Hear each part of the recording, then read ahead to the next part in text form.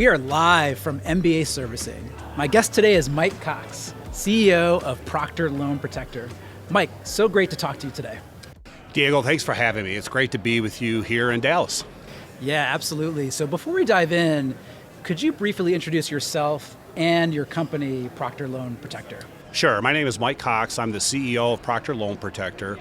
We are a company that specializes in providing services and solutions to mortgage servicers. In the market, it's known as lender-placed insurance. We provide a lot of escrow services on behalf of our clients. That includes tracking of homeowners insurance to make sure that the borrower has complied with the requirements of the mortgage instrument. When they don't comply, we send out notifications to make sure that they understand that they need to make some changes. And ultimately, when they don't, we'll insure the collateral on behalf of the lender. So insurance is a really hot topic right now. We were just discussing before we started recording, especially in states like Florida and California. So how are you helping your clients with respect to insurance? Yeah, that's a very good question, Diego. It is on everybody's mind right now, especially in this business, because affordability is being impacted by the rising cost of insurance. Not only do you have rate increases in states that are prone to natural catastrophes, you have the rapid increase in the values, which increase the insurance on top of it. So, for example, in the state of Florida, with the numerous hurricanes the last couple years or the wildfires in California, most insurance companies are for-profit companies. They deploy capital, and the goal is to return an adequate return, for the company. And because of the size of these natural catastrophes, they're really struggling. So our role is to help the borrower understand that they have this requirement to provide insurance. It's also one of the Fannie Freddie requirements that support the loan. And when they don't, we try to make sure that we're insuring that property. Ideally, our insurance is meant to be short-term. Because ideally the homeowner is best served if they buy a homeowner's policy that's going to insure their personal property, their loss of use, and the proper liability coverages. So insurance markets are very different from state to state, but a lot of your clients operate on a national scale. How do you help them with that issue of different states having different insurance markets? Well, in our line of business, I think the first thing to understand is the requirement for the mortgage is pretty consistent throughout the country. And so the perils themselves have to be included in the policy.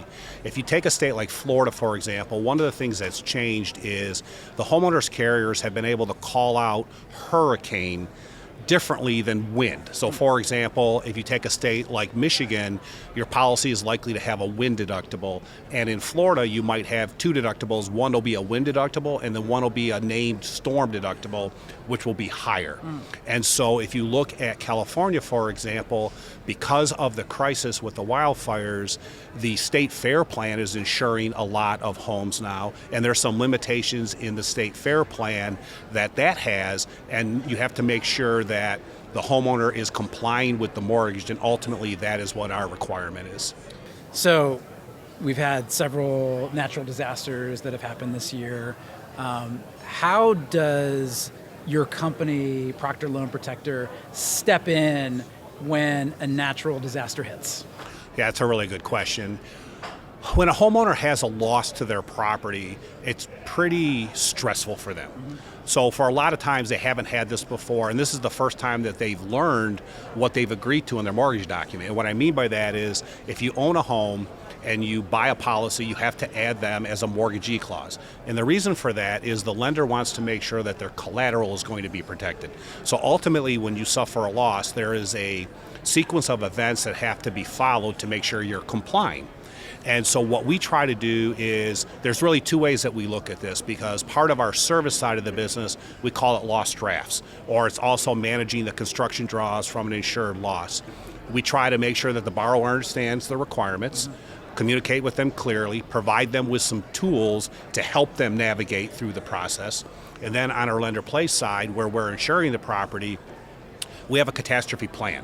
So whenever there is an event, we have adjusters that are dedicated to us. We get the adjuster out to the property as soon as possible. We get the full report back in, and then we try to push the money out when appropriate as quickly as we possibly can, because the homeowner is looking at their biggest asset in most cases, and it's suffered a loss, right? And so they want to get the property repaired and try to get back to normal as quickly as possible. So there are certain states where private for-profit companies are pulling out of the insurance market. And it's not just California and Florida. There are other markets where that's happening as well. How do you see that issue and other issues impacting your business and your clients over the next 2 to 5 years? Yeah, that's a multi-level question, right? Yeah. There's a lot of layers there. I think from the homeowners market, there's going to have to be a lot of cooperation between the states and the insurance companies. And what I mean by that is in some states, they've been very limited at what they've allowed the carriers to submit in regards for their premiums. You might have saw the headlines yesterday. State Farm filed for an immediate or an emergency 22% rate increase in the state of California. That's pretty substantial. It is. I have no insight on what they're planning to do, but that makes me feel like if it doesn't get approved, does that mean they're going to pull out of the state? And if they do, that creates a bigger vacuum, right? So if you look at certain states like Florida, for example, and I have a home in Florida, I think that if you strengthen the building codes, you can really help with some of this. And an example would be, depending on where you live, if you required metal roofs or tile roofs versus asphalt roofs, you make the home more prepared for these big events, right? And so you won't have a lot of these kind of losses. And then when you can mitigate the losses, you can theoretically lower your premiums. So I think in various areas, it's going to take a lot of cooperation for it to stabilize. And I think the next couple years might be a little choppy because one of the things that I don't know if everybody understands, but we're in the business. We look at the big catastrophes like Ian and Milton and Helene and the wildfires, but on average, there's been 75 catastrophes a year or more. And the insurance industry defines that as any insured loss that generates $25 million or more in losses. So we're pretty experienced when it comes to this, and a lot of things that we might not see. So for example, there might be a convective storm in the Midwest, and it might sweep through Oklahoma or Nebraska, cause widespread loss, but it doesn't necessarily make the news because it doesn't look like the California wildfires, right? But if you live there, it's impactful to you. Right.